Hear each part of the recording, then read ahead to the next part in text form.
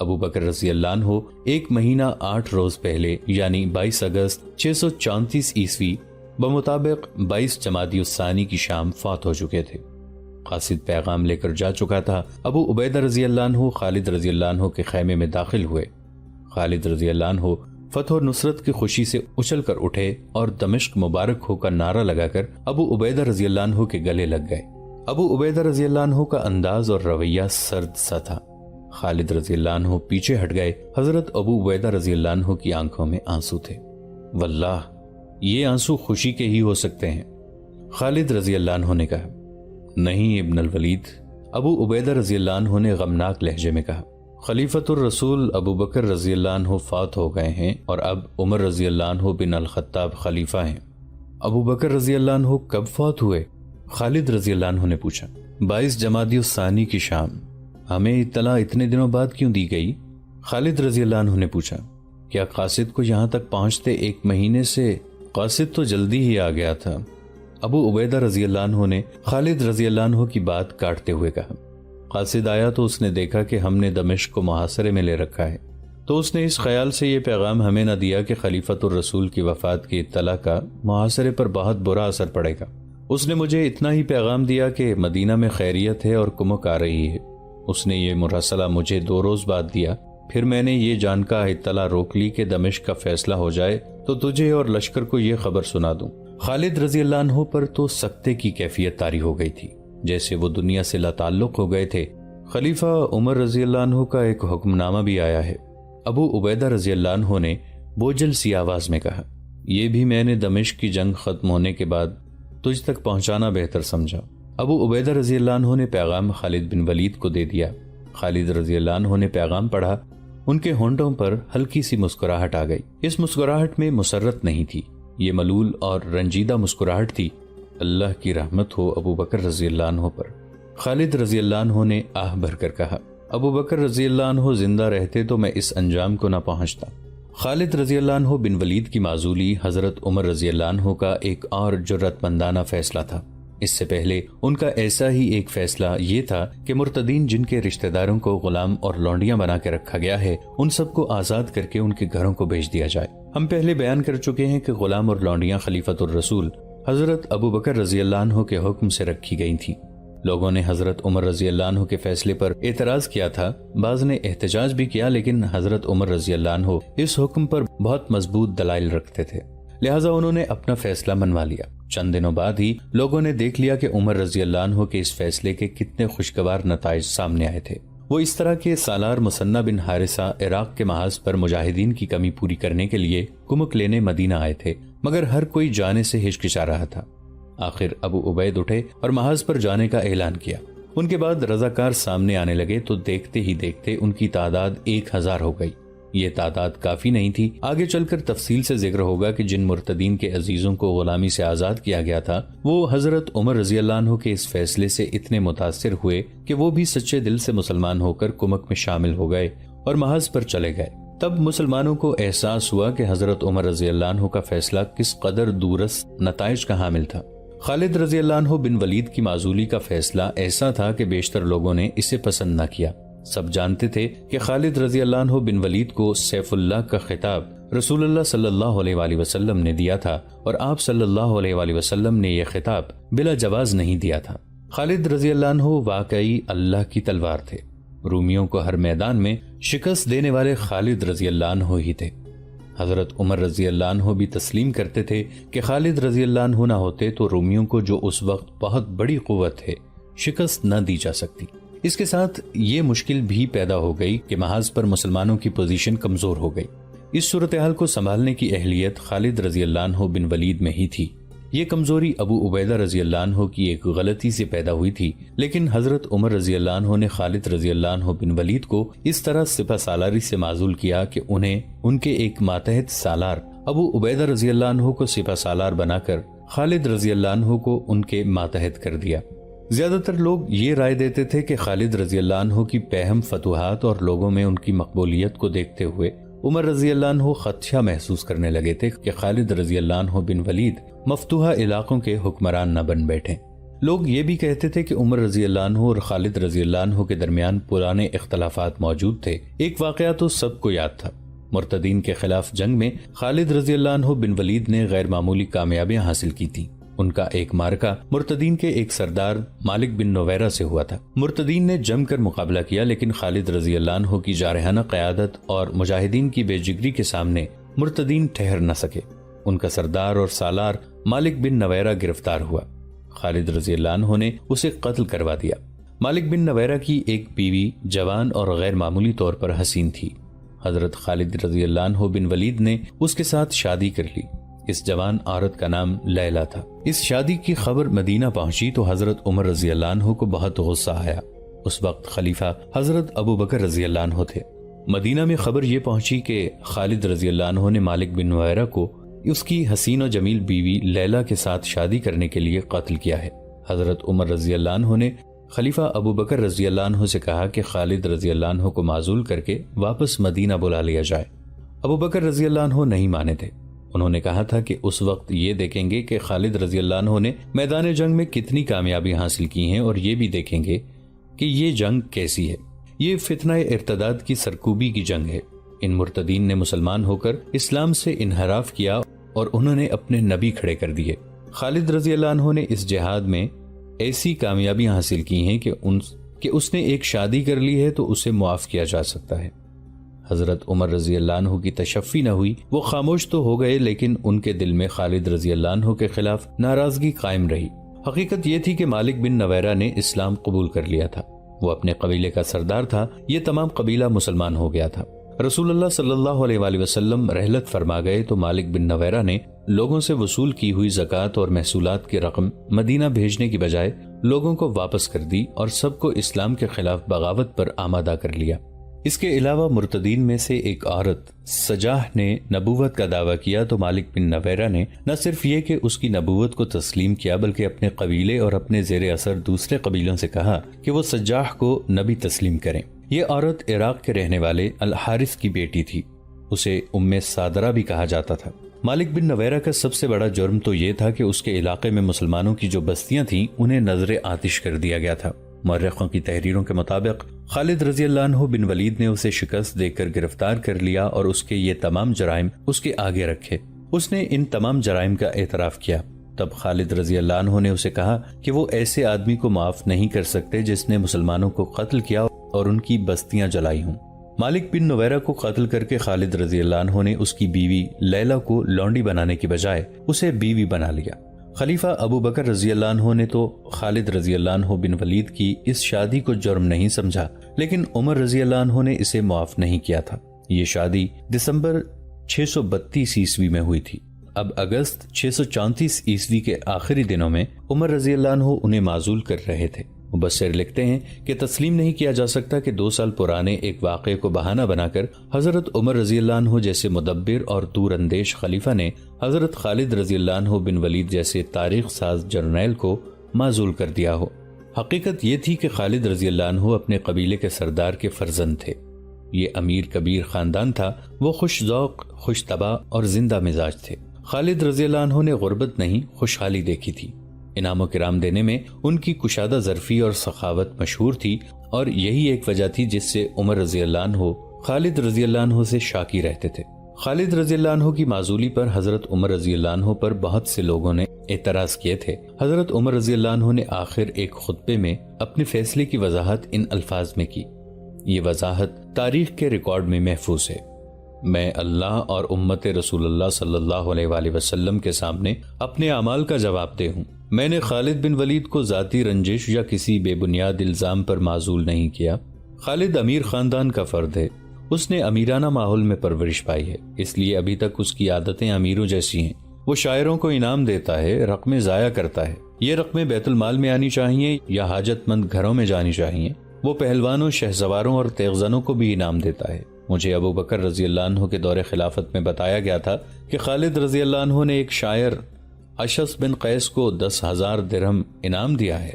اگر اس نے یہ رقم مال غنیمت سے دی ہے تو یہ مجرمانہ خیانت ہے، اور اگر اس نے اپنے حصے میں سے یہ انعام دیا ہے تو یہ مجرمانہ اسراف ہے۔ کیا اسلام اس اسراف کی اجازت دیتا ہے؟ میں خلیفۃ الرسول ابو بکر رضی اللہ عنہ کو جو مشورے دیا کرتا تھا ان پر میں خود عمل کیوں نہ کروں؟ خالد رضی اللہ عنہ کی معزولی کا فیصلہ صحیح تھا یا غلط، یہ الگ بحث ہے۔ اس فیصلے سے حضرت عمر رضی اللہ عنہ کی اخلاقی جرات اور اصول پسندی کھل کر سامنے آ جاتی ہے۔ عمر رضی اللہ عنہ نے بڑے ہی نازک وقت میں بہت بڑا خطرہ مول لیا تھا۔ محاذوں پر لڑنے والے مجاہدین میں غم و غصہ پیدا ہو سکتا تھا، اور ہوا بھی۔ لشکروں میں خالد رضی اللہ عنہ کی مقبولیت پیر و مرشد جیسی تھی۔ مجاہدین کے لڑنے کا جذبہ متاثر ہو سکتا تھا۔ اس کا انحصار اس پر تھا کہ خالد رضی اللہ عنہ کا رد عمل کیا تھا۔ مجاہدین خالد رضی اللہ عنہ کا رد عمل دیکھنے کے منتظر تھے۔ سب سے زیادہ پریشان ابو عبیدہ رضی اللہ عنہ بن الجراح تھے، جنہیں خالد رضی اللہ عنہ بن ولید کی جگہ سپہ سالار بنایا گیا تھا۔ رومیوں کے خلاف جنگ کی صورتحال تھی تو سالاروں کے قابو میں رومیوں کو ہر میدان اور ہر محاذ پر شکست دی جا چکی تھی۔ دمشق فتح ہو چکا تھا، لیکن رومی کوئی معمولی جنگجو نہیں تھے کہ وہ ان چند ایک شکستوں سے دل برداشتہ ہو کر اپنے مقبوضات مسلمانوں کے حوالے کر کے بھاگ جاتے۔ وہ اس دور کی ایک ہیبت ناک جنگی طاقت تھے۔ وہ اپنی افواج کو اکٹھا کر کے مسلمانوں کو نیست و نابود کرنے کے لیے تیار تھے۔ سب جانتے تھے کہ رومیوں کے پاؤں اکھاڑنے کی جو اہلیت خالد رضی اللہ عنہ بن ولید میں ہے، وہ دوسرے سالاروں میں نہیں۔ یہ برابر کے مقابلے کی جنگ نہیں تھی۔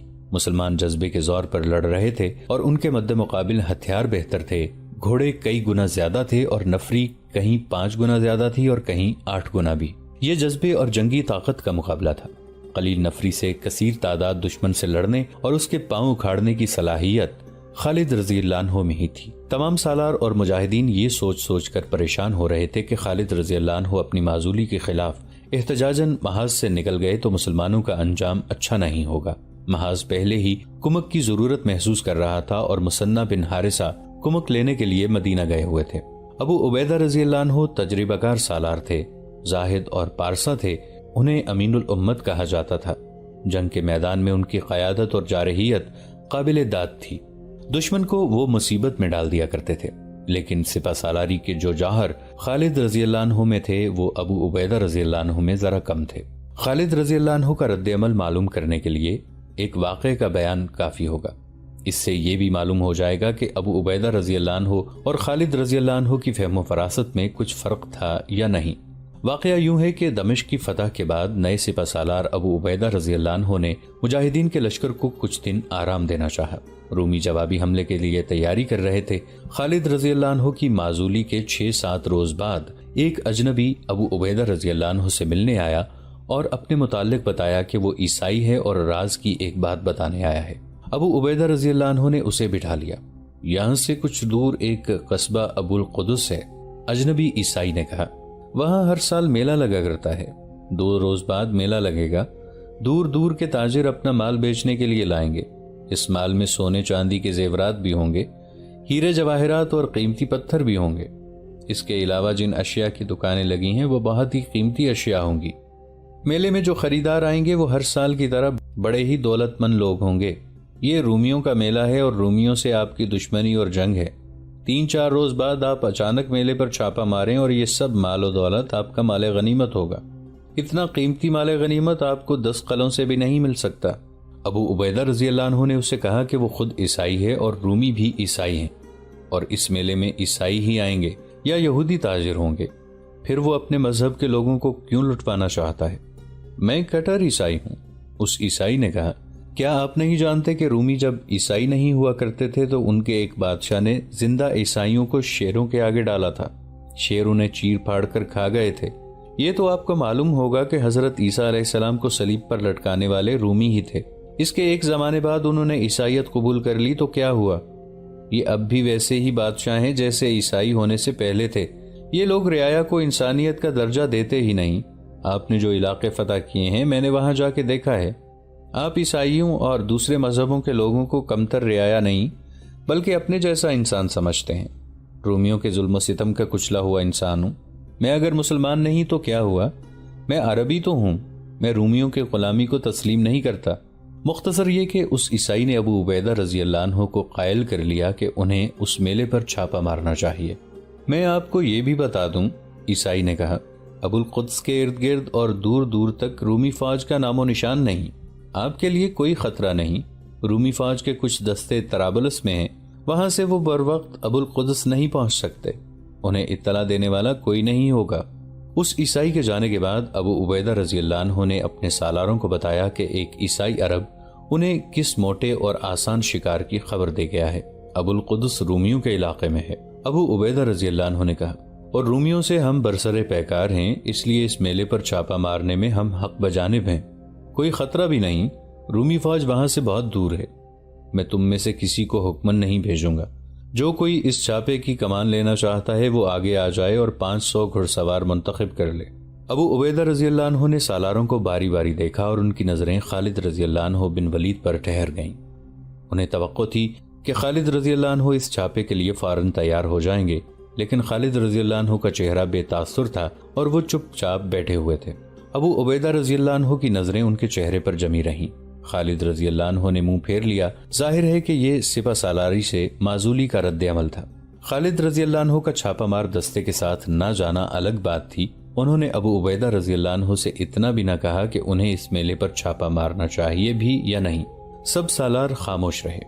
میں جاؤں گا، ایک آواز اٹھی۔ سب نے ادھر دیکھا، وہ ایک نوجوان تھا جس کے چہرے پر داڑھی ابھی آئی ہی نہیں تھی۔ تو ابھی کم سن اور ناتجربہ کار ہے ابن جعفر، ابو عبیدہ رضی اللہ عنہ نے کہا۔ ابو عبیدہ رضی اللہ عنہ نے ایک بار خالد رضی اللہ عنہ کی طرف دیکھا، لیکن وہ یوں چپ بیٹھے تھے جیسے اس کام کے ساتھ ان کا کوئی تعلق ہی نہ ہو۔ میں گھر سے یہاں سیر و تفریح کے لیے تو نہیں آیا، اس نوجوان نے کہا، مجھ پر اپنے شہید باپ کا قرض ہے۔ آپ سب کو معلوم ہے کہ میرا باپ کس لڑائی میں شہید ہوا تھا، میں نے اس کے خون کا قرض اتارنا ہے۔ میں کم عمر ہوں تو کیا ہوا، خدا کی قسم بزدل نہیں ہوں، اور میں تجربہ کار نہیں مگر اناڑی بھی نہیں، میرا حوصلہ نہ توڑیں، میں بہت کچھ سیکھ کر آیا ہوں۔ آپ کہتے ہیں کہ وہاں رومی فوج ہے ہی نہیں تو میرے لیے آپ کو پریشان نہیں ہونا چاہیے۔ ہاں ابن جعفر، ابو عبیدہ رضی اللہ عنہ نے کہا، میں تیرا حوصلہ نہیں توڑوں گا، میں تجھے 500 چنے ہوئے سوار دیتا ہوں، ان کی کمان تیرے ہاتھ میں ہوگی۔ ایک نوجوان کو 500 گھوڑوں کی کمان دینا بظاہر دانش مندی نہیں تھی، لیکن یہ نوجوان کوئی عام سا نوجوان نہیں تھا۔ اس کا نام عبداللہ بن جعفر تھا اور وہ رسول اللہ صلی اللہ علیہ وآلہ وسلم کے چچا زاد بھائی جعفر رضی اللہ عنہ کا بیٹا تھا۔ جعفر رضی اللہ عنہ موتا کی لڑائی میں شہید ہو گئے تھے۔ عبداللہ بن جعفر رضی اللہ عنہ ابو القدس جانے کی تیاری کرنے لگا۔ چھاپا 3 روز بعد مارنا تھا۔ 3-4 دنوں بعد نوجوان عبداللہ 500 چنے ہوئے گھڑ سواروں کے ساتھ ابو القدس کو رخصت ہوا۔ اس کے ساتھ مشہور و معروف جانباز مجاہد اور رسالت کے شیدائی حضرت ابو ذر غفاری رضی اللہ عنہ بھی تھے۔ یہ دستہ 14 اکتوبر 634 عیسوی کی رات روانہ ہوا تھا۔ شعبان کی 15 تاریخ تھی، چاند پورا تھا، صحرا کی چاندنی بڑی ہی شفاف تھی۔ اس چھاپا مار دستے نے رات ہی رات سفر طے کر لیا۔ صبح طلوع ہو رہی تھی جب یہ دستہ ابو القدس کے مضافات میں پہنچ گیا۔ عبداللہ اور ابو ذر غفاری رضی اللہ عنہم نے دستے کو اس انتظار میں دور ہی روک لیا کہ میلے کی دکانیں کھل جائیں۔ میلہ تو خیموں، شامیانوں اور قناتوں کا ایک خوبصورت گاؤں تھا۔ دکانیں کھلیں تو اندازہ ہوا کہ مال کس قدر قیمتی ہے۔ سورج ذرا اوپر آنے تک میلہ انسانوں سے بھر گیا۔ عبداللہ بن جعفر نے سواروں کو حکم دیا کہ میلے کو گھیرے میں لے لیا جائے۔ 500 سواروں نے گھوڑوں کو ایڑیں لگا دیں اور میلے کو نرغے میں لینے لگے۔ اچانک کم و بیش 5000 رومی گھڑ سوار کہیں سے نکل آئے۔ وہ صحرائی آندھی کی مانند آئے اور پھیل کر مسلمان سواروں کو گھیرے میں لے لیا۔ کہاں 5000 اور کہاں 500، وہ بھی گھیرے میں آئے ہوئے۔ مجاہدین گھیرے سے نکلنے کے لیے گھوڑے ادھر ادھر دوڑانے لگے، لیکن ہر طرف رومی سواروں کی تہ در تہ دیوار کھڑی تھی جو انہیں روک لیتی۔ مسلمان ہر محض پر قلیل تعداد میں لڑے ہیں۔ 10,000 مجاہدین نے 1 لاکھ کفار کا مقابلہ کیا ہے، لیکن اس صورت میں کہ وہ جنگی ترتیب میں سالاروں کی ہدایت پر لڑتے تھے، مگر یہاں وہ اچانک اور غیر متوقع گھیرے میں آ گئے۔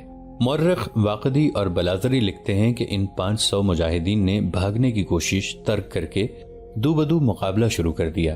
مجاہدین انفرادی طور پر لڑ رہے تھے، یہ تو زندگی اور موت کا معرکہ تھا۔